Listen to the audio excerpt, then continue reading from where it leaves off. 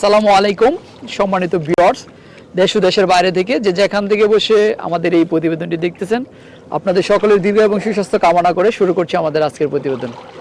দর্শক বন্ধুরা, আপনারা দেখতেছেন যে আমি একটি ভাসমান মাছের প্রজেক্টে আজকে আসছি। এই প্রজেক্টটা যিনি তৈরি করেছেন আব্দুল মামুন ভাই। মামুন ভাইয়ের অবস্থানটা হচ্ছে ব্রাহ্মণবাড়িয়া জেলার বাঞ্ছারামপুর থানার সোনারামপুর ইউনিয়নের সোনারামপুর গ্রামে মেঘনা নদীতে তিনি এই ভাসমান মাছের প্রজেক্টটা গড়ে তুলেছেন। তো তিনি অনেক দিন যাবত এখানে এই মাছগুলা চাষ করে আসছেন। আমার বাড়ির একদম পাশেই, তো তবু এখানে আসা হয় না। আজকে চলে আসলাম। আপনারা দেখতেছেন যে প্রাকৃতিক পরিবেশে আমি নদীর মাঝখানে বসে আছি। আজকে আমি আপনাদেরকে এই মাছের প্রজেক্ট সম্পর্কে আমি জানাবো এবং তার এই যে প্রজেক্টটা তিনি তৈরি করেছেন, কিভাবে তৈরি করতে উদ্বুদ্ধ হয়েছেন এবং এই প্রজেক্ট করে তিনি কতটা সন্তুষ্ট সেই সম্পর্কে আমি আপনাদেরকে জানানোর চেষ্টা করব। তাহলে চলেন আমরা এই প্রজেক্টের মালিক যিনি মামুন ভাইয়ের সাথে কথা বলে তার এই মাছ চাষ সম্পর্কে বিস্তারিত জানানোর জন্য পুরো সময় জুড়ে থাকবো আমি রিয়াজ আহমেদ তোফাজ্জল। আশা করি আপনারা আমার সাথেই থাকবেন। তাহলে চলেন শুরু করি।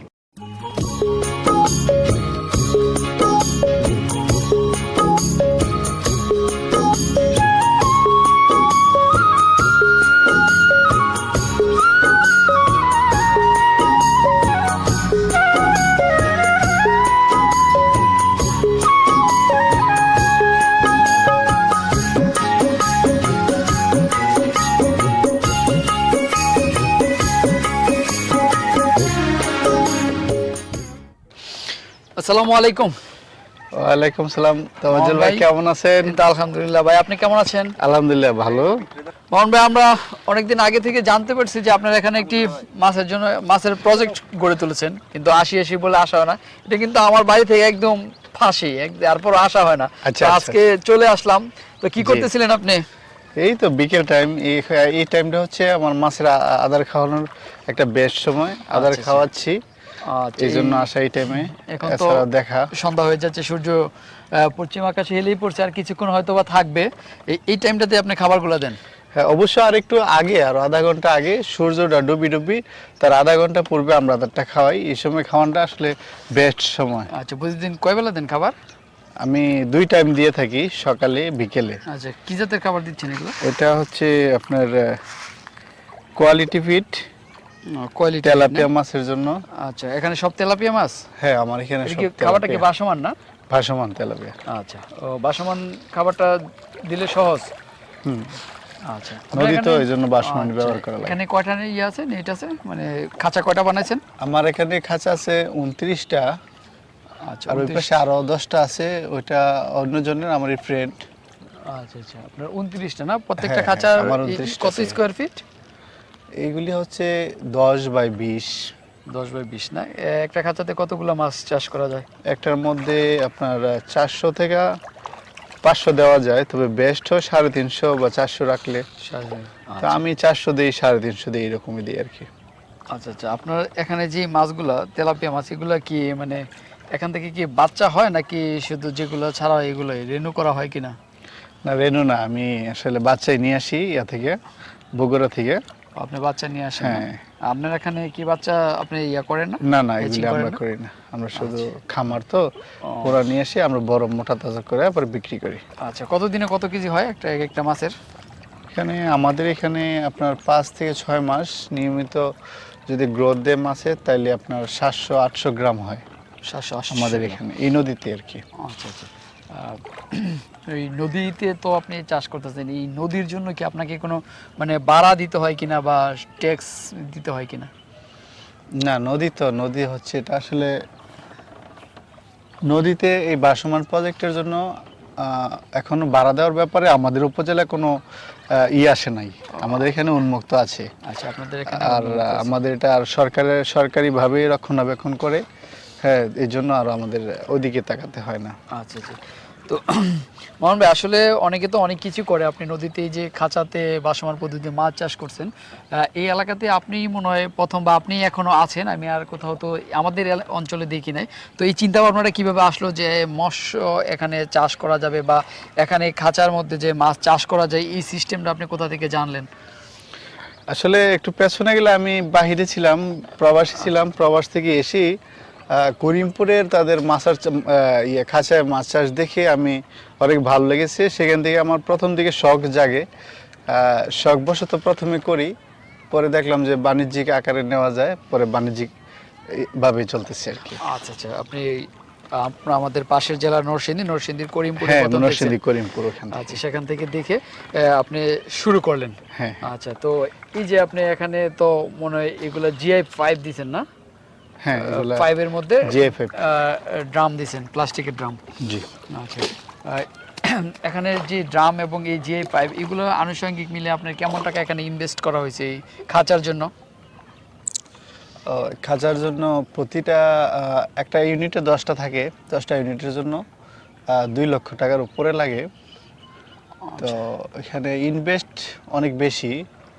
তো এটা আবার তো সরকারি সহায়তা পাওয়া গেছে, এই জন্য আমার তেমন একটা লাগেনি। আচ্ছা আচ্ছা, আপনি সরকারি সহযোগিতায় এইগুলো তৈরি করছেন, সেই জন্য আপনার অনেক অল্প টাকায় হয়ে গেছে। হুম। আচ্ছা, তো যাক আপনাদের উপজেলা বা আমাদের উপজেলা থেকে আপনাদেরকে অনেক সাহায্য সহযোগিতা করা হচ্ছে বা উৎসাহিত করা হচ্ছে মাছ এভাবে খাঁচায় ভাসমান পদ্ধতিতে মাছ চাষ করার জন্য। আচ্ছা, তো মামুন ভাই আসলে এখন যে আপনি চাষ করতেছেন, তো বেশ কিছুদিন হয়েছে আপনি চাষ করতেছেন, তো এই চাষ করে আপনি কি বুঝতেছেন আসলে এটাতে ফলাফলটা কি রকম পাচ্ছেন? ফলাফলটা আমাদের অঞ্চলে এটার ফলাফলটা তেমন ভালো হয় না, কারণ নদীর পানি বর্ষার মৌসুমে শুধু আমরা এক সিজন করতে পারি। তো একদিকে নদীর গভীরতা নেই, তেমন স্রোত নেই, স্রোত কম, সেই হিসাবে আমরা 2 সিজন করতে পারি না। যদি 2 সিজন করা যেত, তো বিশেষ করে বাঞ্ছারামের মধ্যে সোনারামপুরের নদীটি আসলে ভাসমান প্রজেক্টের জন্য একেবারে উপযুক্ত ছিল। এখন আমরা যেটুকু করি সেটুকু হচ্ছে লড়াই সামান্য আর কি। আচ্ছা, এক সিজনে করা যায়, শুধু যদি 2 বর্ষা সিজন করা যেত তো এখানে বিশাল কিছু হইতো। আচ্ছা আচ্ছা তো এছাড়াও মোটামুটি খারাপও না, ভালোই আর কি। আচ্ছা, যাক আপনি যদি মানে নদীর গভীরতা আরো বেশি থাকতো, স্রোত থাকতো, তাহলে আপনি 2 সিজনে করতে পারতেন, তাহলে আপনারা বেশ লাভবান হতেন। কারণ এখন এক সিজনে করতে হচ্ছে। এক সিজন যদি আপনি মনে করেন প্রজেক্ট থেকে প্রতি এক সিজন যদি 1 লক্ষ টাকা আয় হয়, আপনার 2 সিজনে করতে পারলে বছরে 2 লক্ষ টাকার মতো আপনার আয় হতো।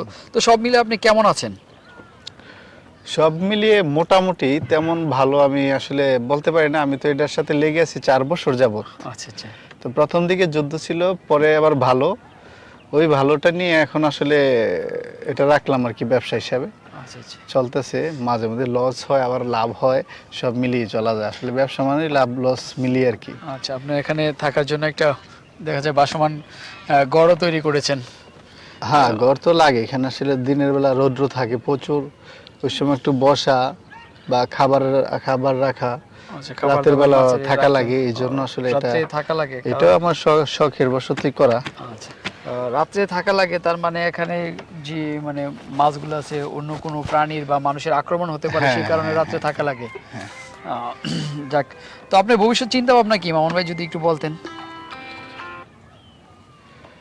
ভবিষ্যৎ চিন্তা তো আর কি, এইভাবে এটা চলতে থাকবে, আমি এটা কন্টিনিউ করে যাব। এটা আমি আপাতত ছাড়ছি না। ব্যবসা হিসাবে আসলে অনেক ব্যবসায় আছে, এটা একটা শৌখিন ব্যবসা, সেই হিসাবে এটা ইনশাল্লাহ আমার সবসময় থাকবে। আচ্ছা, মাছ তো আসলে একটা জিনিস, প্রাণী যা আমরা মৃত খেতে পারি, তো এটা তো তেমন লসের সম্ভাবনা খুবই কম থাকে যদি সঠিকভাবে পালন করা যায় বা সঠিকভাবে চাষ করা যায়। তো এখন যদি আমাদেরকে যদি একটু বলতেন যে আসলে আপনি কি এটাতে লাভবান আছেন নাকি সমান সমান আছেন নাকি লসে আছেন, যদি এটা শুধু আমাদের দর্শকদের একটু জানাতেন। না, আমি তো ওই সময় কথাটা বলছি, এটা আসলে লাভ লোকসান দুইটাই মিলিয়ে। কারণ আমি সমস্যাটা একটু বলি তাহলে বুঝবেন। আচ্ছা। নদীতে পানি কমে যায়, তো কমে গেলে ওই মৌসুমে পানি লাল হয়ে যায়, এমন সময় আসে মাছ সব মরে যায় এই লাল আচ্ছা, পানির কারণে। তখন মারা গেলে তো আমরা আসলে মাছগুলি বড় করার পরে মারা গেলে আমরা লসের মুখ দেখতে হয়, আচ্ছা, পোনা বেশি লাগে। তো সব মিলিয়ে আমরা মোটামুটি ভালো আছি আর কি। একেবারে সেরকম ভালো না যে আবার একেবারে লসও না। আচ্ছা, আবার কোনো সময় লস দিতে, আবার কোনো সময় লাভ একটু বেশি হয়। আচ্ছা আচ্ছা, যখন বিষয়টা আসলে এরকম। তো মোটামুটি আছে আর কি। আচ্ছা তো একেবারে ভালো না, একেবারে খারাপও না। আচ্ছা, যাক মোটামুটি আপনি আবার এই আছেন। বছর দেখা গেছে আপনার মাছের মূল্য বেশি, আচ্ছা আচ্ছা, আবার আদারের মূল্য বেশি। আমরা যে প্যাকেটটি আগে ক্রয় করেছি 700 টাকা করে, এখন প্যাকেটে আমরা নিতে হচ্ছে 1200 টাকার উপরে। আচ্ছা তো এই দিক দিয়ে বাড়ছে, তো আমাদের তো আসলে দিন যায়, খাবার তো দিতে হয়। আচ্ছা তা সব মিলিয়ে টিকিয়ে উঠতে পারলে আমরা সফলতা হয় বা আচ্ছা, একটু খাবারের সামান্য লাভ এবং হয়। মাছের রেটটা একটু বেশি, সেই কারণে আপনাদের একটু সমস্যা হচ্ছে। হুম।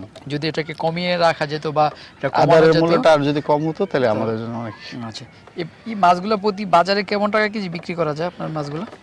এইগুলো তো আমি তো গত মাসেও মাছ বিক্রি করেছি 165 থেকে 70 টাকা কেজি পাইকারি দরে আচ্ছা এখান থেকে আমি আচ্ছা, দিয়েছি। পুকুর থেকে নদীতে চাষ করা মাছটার স্বাদ মানে একটু মানে বেশি থাকে বা একটু ভালো থাকে। স্বাদের দিক দিয়ে আমি নিশ্চিত একদম ভালো, কারণ পুকুর একদম। তো একটা সামান্য জায়গা, এটার মধ্যে এটা আমাদের বাঞ্ছারামপুরটা হচ্ছে মিঠা নদীর মিঠা পানির নদী যেটা আর কি। আচ্ছা, তো এখানে আসলে পানিটা অনেক ভালো, দেখেন কি ফ্রেশ।